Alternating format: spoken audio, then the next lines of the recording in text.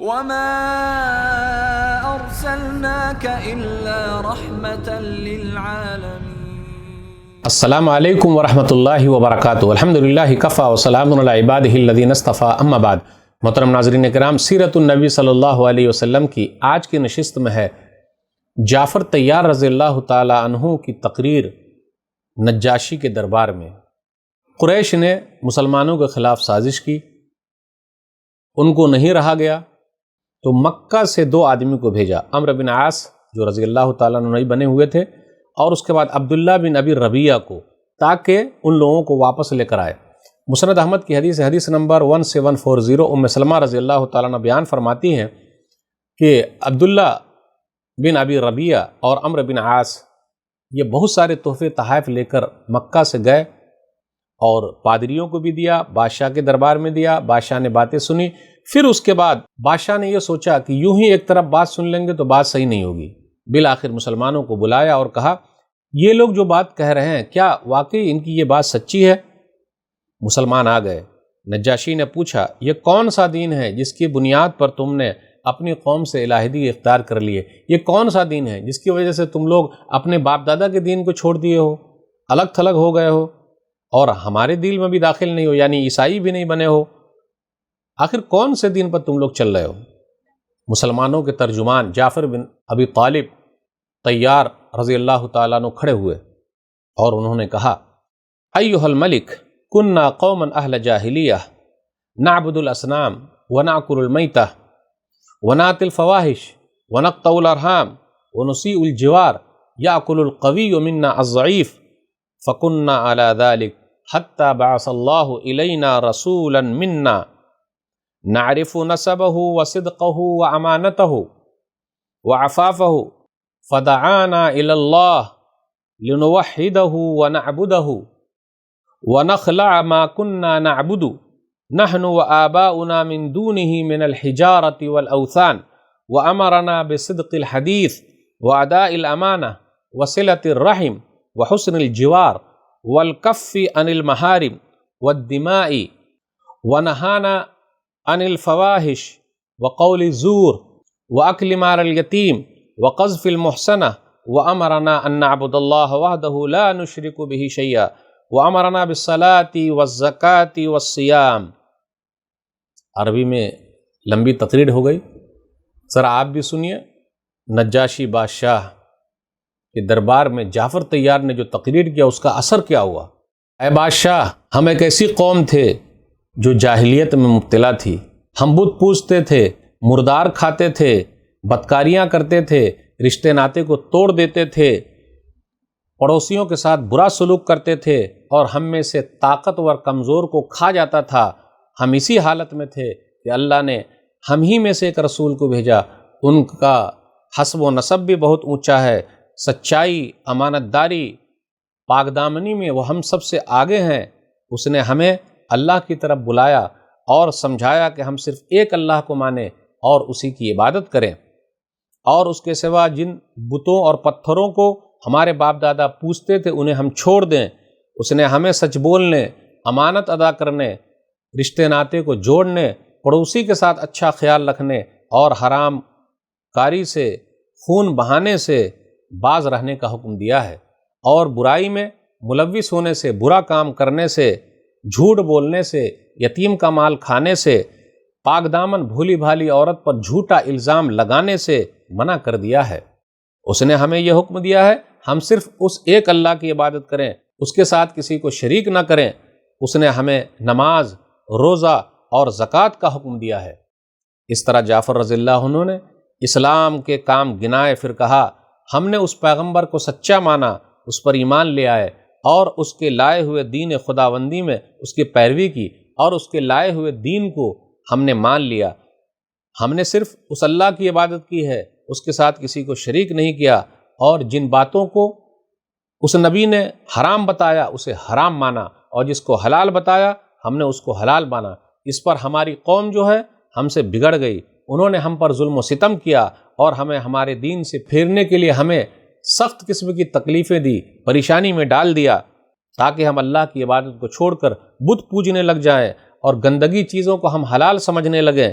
جب انہوں نے ہم پر بہت زیادہ ظلم کر دیا، زمین ہمارے لیے تنگ ہو گئی، مکہ میں رہنا ہمارے لیے صحیح نہیں رہا، اور ہمارے درمیان اور ہمارے دین کے درمیان یہ لوگ روڑا بن کے کھڑے ہو گئے، رکاوٹ بن کے کھڑے ہو گئے، تو ہم نے آپ کے ملک کی راہ لی ہے اور دوسروں پر آپ کو ترجیح دیتے ہوئے بادشاہ سلامت آپ کی پناہ میں ہم لوگوں نے رہنا پسند کیا ہے، اور یہ امید ہے اے بادشاہ آپ ہم پر ظلم نہیں کریں گے، آپ کے پاس ہم پر ظلم نہیں کیا جائے گا۔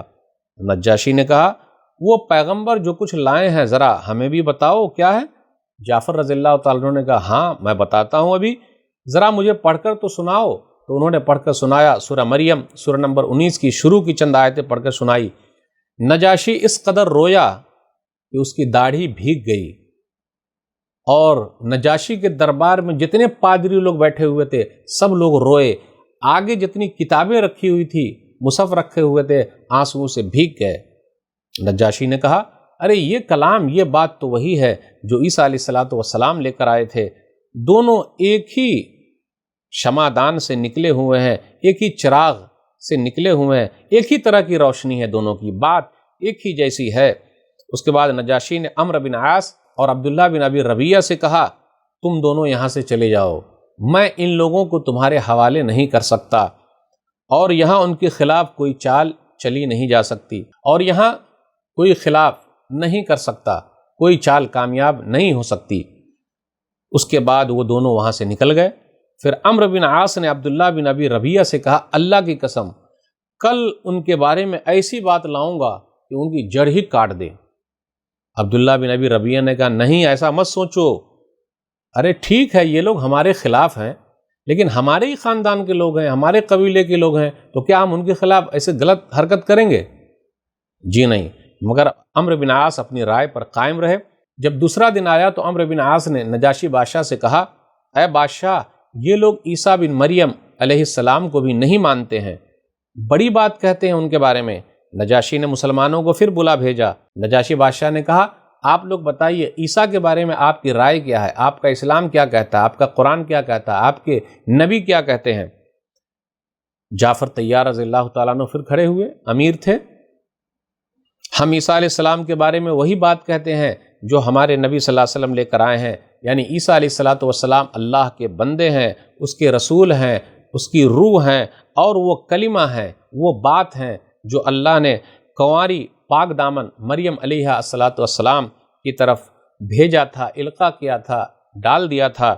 اس پر نجاشی بادشاہ نے زمین سے ایک تنکا اٹھایا اور اس کے بعد کہا اللہ کی قسم جو کچھ تم نے بیان کی ہے عیسیٰ علیہ السلام اس تنکے کے برابر بھی بڑھ کر نہیں تھے۔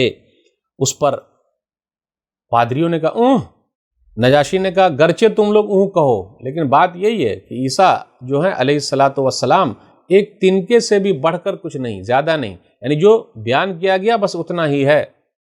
مقصد یہ تھا کہ عیسیٰ علیہ السلام اللہ کے بیٹے نہیں ہیں۔ اس کے بعد نجاشی نے مسلمانوں سے کہا جاؤ تم لوگ میرے ملک میں امن و امان سے رہو، ٹینشن لینے کی ضرورت نہیں ہے، جو تم کو گالی دے گا اس سے بدلہ لیا جائے گا، جو نکالنے کے لیے میرے پاس سونا بھی لے کر آئے گا میں اس کی بات نہیں مانوں گا۔ اس کے بعد لوگوں سے کہا، اپنی درباریوں سے کہا، کرمچاریوں سے کہا، کام کرنے والے لوگوں سے کہا ان دونوں کو ان کے گفٹ واپس کر دو، یہ عمرو بن عاص اور عبداللہ بن ابی ربیعہ جو مکہ سے گفٹ لے کر آئے ہیں ان دونوں کے گفٹ ان کو واپس کرو، دے دو، یہ لوگ لے جائیں گے، مجھے اس کی ضرورت نہیں ہے۔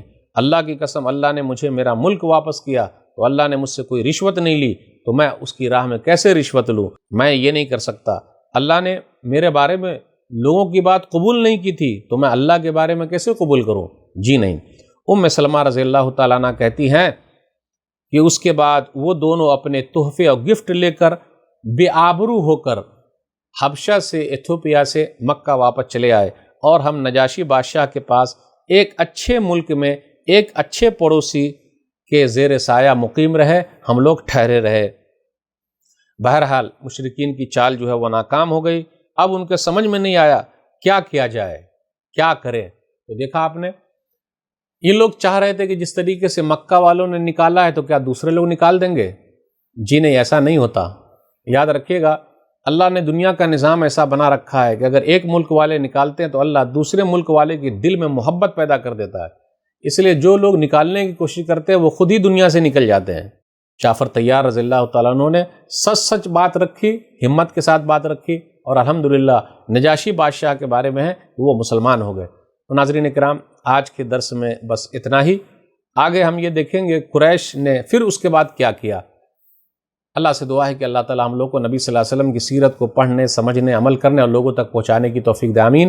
والسلام علیکم ورحمۃ اللہ وبرکاتہ۔ وما أرسلناك إلا رحمة للعالمين